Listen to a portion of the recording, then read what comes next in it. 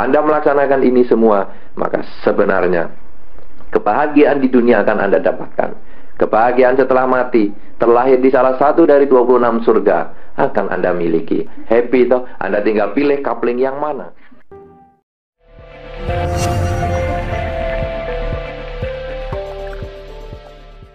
Ketika kita membaca, saya berlindung pada Buddha, saya berlindung pada Dharma, saya berlindung pada Sangha. Tetapi perlindungan ini jangan dianggap perlindungan seperti kalau misalnya saja Anda kalau hujan lalu berlindung dengan payung. Bukan. Karena Sang Buddha sebetulnya tidak bisa melindungi Anda. Karena itu kalau Anda pergi ke Buddha Rupang, lalu Anda minta kepada patung, oh Sang Buddha berilah saya perlindungan menyeluruh sepanjang hari. Tidak bisa. Kenapa? Karena patung Sang Buddha bukan satpam 24 jam. Bukan. Anda minta keselamatan kepada patung Sang Buddha juga tidak bisa. Kenapa? Lo patung ini didorong aja jatuh, lehernya patah, mau menyelamatkan Anda. Iya kan? Anda minta pertolongan, oh Sang Buddha bantulah aku dari segala kesulitan. Loh, patung ini naik ke sini saja dibantu orang. Kalau tidak dibantu tidak akan naik ke sini. Jadi kita jangan minta kepada patung, karena kita bukan penyembah berhala dan kita bukan pengemis intelek. Kita tidak diajar meminta. Hukumnya bukan take and give. Take and give itu berarti ambil dulu baru give. Ya toh? Jangan ambil sesuatu, setelah itu baru aku kasih. Karena itu dalam bahasa Indonesia take and give ini jadi terima kasih. Saya terima dulu baru kasih. Tidak terima tidak kasih. Ini sebetulnya melanggar hukum alam. Karena hukum alam tanam dulu baru panen. Kasih dulu baru terima, bukan terima dulu baru kasih. Ya. Jadi sebetulnya bahasa Indonesia yang paling tepat bukan terima kasih, tapi kasih terima. Oleh karena itu agama Buddha bukan meminta kepada patung. Itu seperti take and give. Oh Sang Buddha, kalau engkau memberikan aku rezeki maka aku bangunkan kau sebuah wihara. Take and give. Kalau engkau tidak memberikan rezeki, tidak mau aku bangun wihara untuk kamu. Agama Buddha adalah give and take. Jadi kalau kita di depan Buddha Rupang, apa yang kita lakukan? Penghormatan. Kita mengulang khotbah Sang Buddha. Kemudian kita merenungkan Dharma itu, lalu kita laksanakan di dalam kehidupan sehari-hari. Aku berlindung pada Buddha. Sebetulnya bukan meminta tolong kepada Sang Buddha secara pribadi, tetapi kita sebetulnya merenungkan kehidupan Sang Buddha. Riwayat Sang Buddha. Sang Buddha sebagai manusia biasa, karena perjuangannya, karena semangatnya, beliau bisa mencapai kesucian. Kalau sekarang kita manusia biasa, kita mau berjuang, kita mau bersemangat, pasti bisa. Inilah kelebihan dalam Dharma. Karena Sang Buddha manusia biasa, maka kita bisa mengikuti beliau. Kalau Sang Buddha bukan manusia biasa, kalau Sang Buddha dewa yang luar biasa, kita nggak levelnya ikut dengan dia. Aku berlindung pada Buddha. Dengan demikian aku menjadikan semangat hidup Sang Buddha ini sebagai pedoman hidupku. Jadi yang dijadikan perlindungan sifat-sifat kebudaan. Semangat yang tinggi untuk berjuang tak kenal putus asa. Kesulitan setahun, 2 tahun, 10 tahun pun yang aku hadapi, itu belum apa-apa dibandingkan kesulitan yang dihadapi oleh Bodhisattva Siddhartha Gautama. Ini perlindungan yang pertama. Perlindungan yang kedua adalah perlindungan kepada Dharma. Perlindungan kepada Dharma ini bukan berarti wah kalau ada bahaya langsung lari di balik kitab-kitab suci. Lalu wah ini begitu ada bahaya berlindung di situ pasti setan pergi. Atau kalau lagi berlindung pada Buddha, ada setan datang langsung ambil patung Buddha, tunjukkan. Kalau setannya nggak pergi, lemparkan. Kalau kena kepala mertua ya sorry aja. Demikian pula berlindung kepada Dharma. Bukan, wah ini ada demit, ada setan, tunjukkan kitab suci. Langsung setannya amblas. Ya kalau setannya ngerti bahasa Pali. Nah, kalau setannya nggak bisa deketin apa gitu. Tulisan apa deh ini? Ya kan repot. Jadi berlindung pada Dharma bukan berarti berlindung pada buku-buku. Ada orang dulu minta disumpah jabatan. Kalau jadi apoteker, jadi dokter. Kalau di Indonesia itu kan ada penyumpahan. Kasih kitab suci di atasnya. Lah saya suruh nyumpahin, disuruh bawa kitab suci Tripitaka. Saya tanya sama dia, kamu bisa bayangin Tripitaka itu seberapa? 46 buku. Itu yang bahasa yang tidak kita ngerti loh.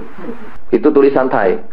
Yang hurufnya yang bahasa Inggris, yang hari ini saya punya lengkap dan itu belum selesai, 52 buku. Tebel-tebel sebantal-bantal. Saya suruh menyumpah 52 buku, saya suruh bawa. Saya bawanya mana tahan, saya nggak pernah fitness lagi. Anda tidak bayangkan bahwa Sang Buddha itu ceramah selama 45 tahun, satu hari 6 kali ceramah, sehingga menjadi 84.000 ceramah dikumpulkan. Ini 46 ya. Itu yang bahasa nggak ngerti. Yang 52 ini yang bahasa Inggris yang belum selesai. Itu kalau di rak saya itu sudah 3 rak itu. Memanjang begini. Jadi itu bukan nanti kalau ada apa-apa lalu berlindung di Tripitaka. Tidak, benar. Aku berlindung kepada Dharma adalah aku berlindung pada kebenaran yang diajarkan oleh Sang Buddha. Kurangi kejahatan, tambah kebaikan, sucikan pikiran. Itulah yang menjadi pelindung kita. Kemana kita pergi? Bersihkanlah pikiran, sucikanlah pikiran, kurangilah kejahatan, tambah kebaikan. Seperti yang bermalam-malam sudah kita bahas bersama. Anda pengen terhindar dari magic, Anda pengen memperoleh kebahagiaan, Anda pengen terlepas dari semua penderitaan. Tidak ada pilihan lain kecuali Anda menambah kebajikan, mengurangi kejahatan, dan menyucikan pikiran. Ini adalah merupakan latihan yang paling penting. Karena orang bisa baik ucapannya, bisa baik perilakunya, tapi pikirannya tetap jahat alias menjadi orang yang munafik. Nah, saudara-saudara, aku berlindung pada Dharma berarti aku menjadikan Dharma atau kebenaran ini sebagai pedoman hidup. Artinya sekarang aku berlindung kepada Buddha dan aku berlindung kepada Dharma adalah aku menjadikan Dharma kebenaran ini sebagai pedoman hidup dengan penuh semangat. Setiap saat ucapan kita, perbuatan kita selalu kita dasarkan pada Dharma. Dan dengan semangat. Jangan pernah sampai punya pikiran, aduh aku sudah jalani Dharma sekian lama kok ya masih hidupku menderita terus. Karena itu harus dibalik pola pikirnya. Untung aku sudah jalankan Dharma. Kalau aku nggak jalankan Dharma kan double lipat penderitaannya. Untung. Nah itu dengan pola pikir gitu kan membuat kita jadi semangat. Terus berjuang, terus berjuang. Nah, inilah Buddhang Saranang Kacami. Semangat Buddha ada dalam diri kita. Kebenaran Dharma ada di dalam diri kita. Kemudian Sangghang Saranang Kacami. Aku berlindung kepada Sangha. Kalau Anda membaca Sangha Nusati, di situ kan ada terjemahannya. Sangha Diswasang Bhagawa, yang telah bertindak benar, lurus dan patut. Sangghang Saranang Kacami itu berarti Anda sebagai Sangha Diswasang Bhagawa itu harus bertindak lurus, benar dan patut. Jadi Sangghang Saranang Kacami bukan berlindung di luaran lagi, tetapi tetap pada diri Anda sendiri yang harus bertindak lurus, benar, patut. Apakah yang disebut lurus? Tidak bengkok. Apakah perilaku yang bengkok? Perilaku yang salah. Perilaku yang tidak lurus itu adalah yang bengkok, yang adharma, yang mengembangkan ketamaan, kebencian, dan kegelapan batin. Itulah tindakan yang tidak lurus alias bengkok. Anda harus bertindak benar. Benar itu tidak salah. Apakah artinya? Anda harus mematuhi hukum undang-undang yang berlaku di tempat Anda tinggal. Jadi Anda tinggal di sini, patuhilah hukum-hukum yang ada di negara Australia ini. Jangan Anda tinggal di Australia, hukumnya mau Indonesia. Nanti Anda di Indonesia, mau hukumnya di Australia. Repot. Anda tinggal di Tiongkok, jalan sebelah kanan. Anda pakai hukum Tiongkok di Indonesia, tubrukan terus. Anda pakai hukum Indonesia di Tiongkok, tubrukan terus. Iya kan? Kenapa? Karena Anda sudah tidak bertindak benar. Kalau Anda mau selamat, Anda mau bahagia, Anda harus bertindak benar, mengikuti peraturan-peraturan lokal, undang-undang lokal. Lurus, benar, patut. Patut itu apa? Patut itu bukan menurut agama, bukan menurut undang-undang. Patut itu berdasarkan kebudayaan yang bersifat komunal. Merokok di sini dalam ruangan kebaktian. Secara dharma tidak ada larangan loh merokok, tidak masalah. Berarti kan lurus-lurus saja tuh. Undang-undang apa ada larangannya? Kan tidak ada tuh. Handphone di dalam ruangan kebaktian, ada peraturan dharmanya? Tidak ada. Lurus toh. Punya handphone bunyi. Ya. Undang-undang kan juga nggak melarang toh. Handphone di dalam ruangan kebaktian berkering-kering boleh toh, aktif boleh toh. Tapi kenapa kebaktian kok tidak boleh atau acara-acara formal tidak boleh? Ini kepatutan. Nah, kalau kita bisa mengerti tiga hal tadi, lurus, benar, dan patut, wah, hidup kita ini happy.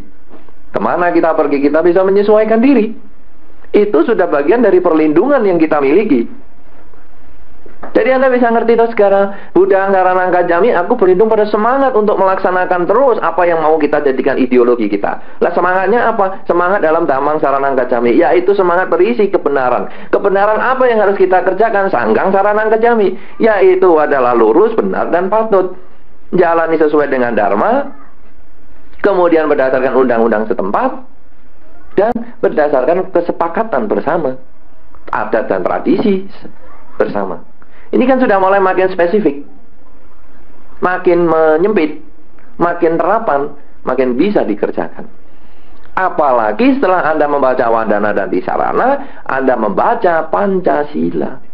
Itu jauh-jauh lebih spesifik lagi, karena Pancasila berbicara tentang jangan melakukan. Karena ini yang akan membuat selamat diri Anda. Jangan melakukan pembunuhan, jangan melakukan pencurian, jangan melakukan pelanggaran kesusilaan, jangan melakukan kebohongan, jangan mabuk-mabukan. 5 hal ini. Ini jelas terapan. Kita pasti melaksanakan itu. Umat atau umum, normal-normal, pasti melaksanakan ini. Kenapa Anda bisa duduk berdekatan dengan teman dengan baik? Karena teman Anda tidak mungkin membunuh Anda, tidak mungkin mencuri barang Anda, tidak mungkin mengganggu kesusilaan dan kehormatan Anda, tidak mungkin menipu Anda. Dan kalau orang mabuk masuk ke tempat ini, kita bubar.